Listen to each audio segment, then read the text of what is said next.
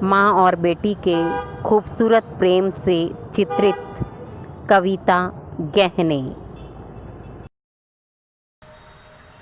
गहने कविता कुवेंपू जी की कन्नड़ कविता पड़वेगलू का हिंदी रूपांतरण है, जिसका हिंदी में अनुवाद डॉक्टर एम विमला ने किया है, जो नन्मने कविता संकलन से लिया गया है। बेटी के संवाद के माध्यम से यह कविता हृदय की आंतरिक सुंदरता को उजागर करती है। गहने कविता। गहने कविता में माँ और बेटी का सुंदर संवाद, खूबसूरत रिश्ता बताया गया है कि माँ हमेशा अपनी बेटी को सुंदर दिखाना चाहती है।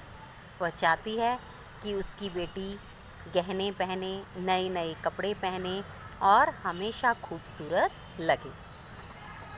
तो अब इसमें बताया है कि बेटी उन गहनों को पहनकर, उन कपड़ों को पहनकर क्या महसूस करती है।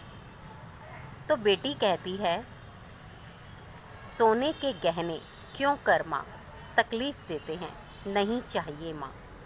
सोने के गहने, अब सोने के गहने अगर वो पहनकर, गहने यानी ऑर्नामेंट्स, अगर गोल्ड ज्वेलरी वो पहनकर जाएगी तो क्या होगा, तो उसको बहुत ध्यान रखना पड़ेगा। उसका ध्यान सिर्फ ज्वेलरी पर रहेगा कि उसे संभालना है। तो वो कहती है, सोने के गहने क्यों, ये मुझे तकलीफ़ देते हैं। और रंगीन कपड़े यानी नए नए कपड़े।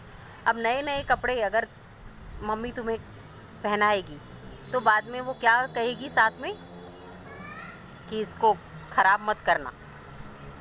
तो रंगीन कपड़े क्यों कर माँ, ये मुझे मिट्टी में खेलने नहीं देते। अब बच्चों का बचपन क्या है कि मिट्टी में खेलना, इधर उधर कैसी भी चीज़ों से खेलना। अब अगर अच्छे कपड़े पहनेगी, नए कपड़े पहनेगी, तो क्या होगा, उसे उन कपड़ों की संभाल रखनी पड़ेगी और वह जो अपना बचपन है वह ठीक तरह से जी नहीं पाएगी। तो फर्स्ट पैराग्राफ यही है कि सोने के गहने क्यों कर माँ तकलीफ़ देते हैं, नहीं चाहिए माँ। रंगीन कपड़े क्यों कर माँ, ये मुझे मिट्टी में खेलने नहीं देते। फिर है सेकंड पैराग्राफ कि तुम कहती हो दिखाई दो सुंदर, पर किसको लगे सुंदर माँ। मतलब तुम मुझे सुंदर दिखाना चाहती हो, किसको सुंदर लगता है, देखने वालों के लिए मैं सुंदर लगती हूँ। देखने वालों को हाँ आनंद मिलता है कि हाँ लड़की बहुत अच्छे से तैयार हुई है, सुंदर लग रही है। पर मेरे लिए तो क्या बन जाता है, यह एक बड़ा बंधन। बंधन में आ जाती है वह, कि वह अब आज़ाद। अब बच्चों का बचपन क्या है, आज़ाद। बचपन की आज़ादी फिर कभी नहीं मिलती। तो बचपन ही अगर वह नहीं जिया तो फिर क्या जिया। तो बचपन में ही वह अपनी मर्जी से अपने खेल खेल सकता है।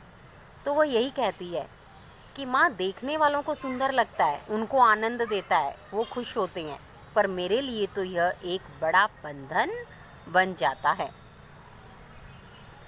तो वो बाद में कहती है, माँ तुम मेरा गहना हो, मैं तुम्हारा गहना।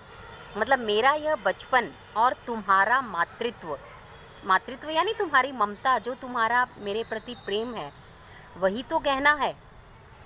तुम मेरे लिए गहना, मैं तुम्हारे लिए गहना, फिर और गहने क्यों चाहिए।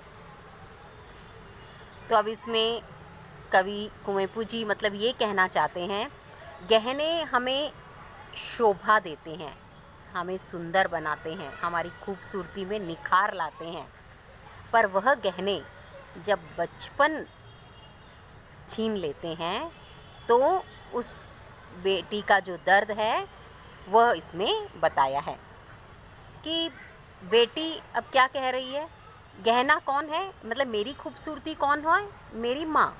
मतलब मेरा बचपन मेरी खूबसूरती है, माँ की ममता मेरी खूबसूरती है, यानी मेरे लिए गहना है। तो मैं अपनी माँ के लिए गहना हूँ, माँ मेरे लिए गहना है, तो और ये सब गहने क्यों चाहिए, दिखावे की चीज़ें क्यों चाहिए। तो वो कहती है, तो वो यही बता रही है कि मेरा जो बचपन है, बचपन मुझे जीने दो, मुझे बंधन में मत डालो, क्योंकि ये बचपन ही है जहाँ मैं आज़ादी से खेल सकती हूँ। तो मेरा बचपन ऐसा ही रहने दो, और तुम्हारी जो ममता है वह रहने दो। बस यही हमारे लिए गहना है, तुम मेरा गहना हो, मैं तुम्हारा गहना। फिर दूसरे गहने क्यों चाहिए, फिर दूसरी चीज़ें हमें अपनी खूबसूरती के लिए क्यों चाहिए, जब हमारा रिश्ता ही इतना खूबसूरत है। तो कुवेंपू जी ने इसमें बहुत सुंदर चित्रण किया है माँ बेटी के संवाद का। बेटी अपना दर्द बता रही है माँ को। तो इसमें तो एक ही है पूरा, बहुत छोटी सी कविता है। एक ही क्वेश्चन सीधा लिखोगे तो उस कविता का सारांश हो जाएगा।